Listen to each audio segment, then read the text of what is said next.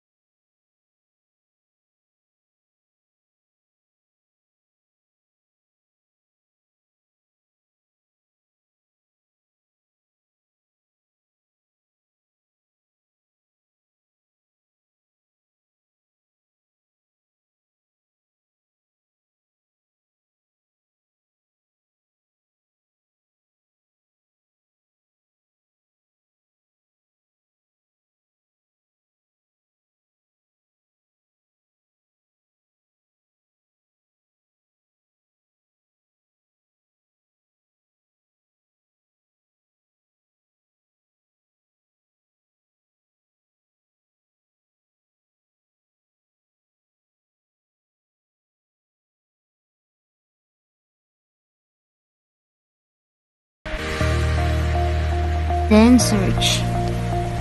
Ayan lang guys. Since meron na ako ditong pangalan guys, lalagay nyo lang press, then set. Yan. Pag bago pa lang yung clients nyo, registered new clients, or pag regular na, press nyo lang yung search. Makikita nyo na yan. Ipipress nyo lang dyan guys. Pipili lang kayo. Ganun lang kabilis po.